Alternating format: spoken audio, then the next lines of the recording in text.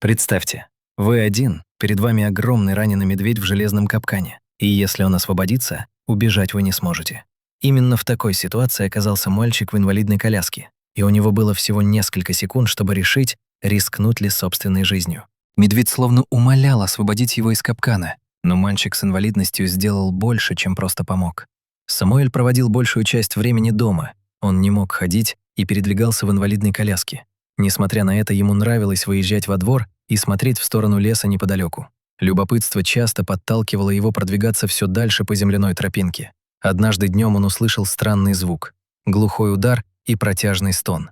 Сначала подумал, что это собака или мелкое животное, но звук был слишком громким. Сердце забилось быстрее. Было страшно, но любопытство пересилило, и он поехал вперед. Перед ним оказался большой медведь, чья лапа была зажата железным капканом у дерева. Животное дергалось, металл звенел, а из раны текла кровь. Самуэль замер. Земля была неровной, коляска могла застрять, а если медведь освободится, убежать он не сможет. Но оставить его означало бы обречь на смерть. Он понимал, что один и физически слабее, но мысль о том, чтобы просто уехать, казалась предательством. Он знал, каково это — нуждаться в помощи. Медведь не выглядел агрессивным, скорее измученным и отчаявшимся. Его рычание было больше похоже на стон от боли. Самуэль решил действовать. Он осторожно подъехал ближе, рискуя каждым метром. Осмотрев капкан, заметил механизм с пружиной и понял, что, возможно, сможет ослабить его с помощью рычага. На земле лежала длинная палка. Он наклонился и с трудом поднял ее, стараясь не потерять равновесие. Медведь тяжело дышал и лишь изредка двигал головой. Это придало мальчику немного уверенности. Он вставил палку в механизм и попытался надавить. Металл почти не поддался. На мгновение он захотел сдаться, сил не хватало.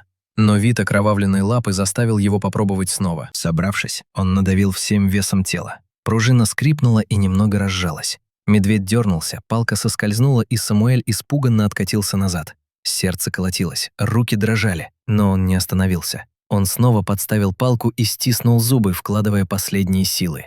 Металл постепенно поддавался. Еще усилие, и механизм щелкнул.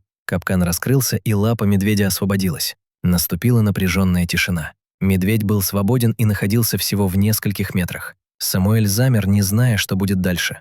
Животное тяжело дышало, осторожно двигало раненой лапой. Прошло несколько долгих секунд. Медведь повернул голову и посмотрел прямо на него. Мальчик ожидал нападения. Но вместо этого зверь опустился ниже, будто изнемогая от боли и усталости. Затем медленно поднялся, сделал шаг в сторону леса и, прихрамывая, начал уходить. Он не бросился и не проявил агрессии, просто скрылся между деревьями. Самуэль глубоко вдохнул. Он только что освободил огромное дикое животное, не имея ничего, кроме палки и собственной решимости. Он преодолел страх, рискнул собой и сделал то, во что сам бы раньше не поверил. Возможно, кто-то не поверит этой истории, но для него главное было другое. Он знал, что не отвернулся, когда мог помочь. И этот момент навсегда останется в его памяти.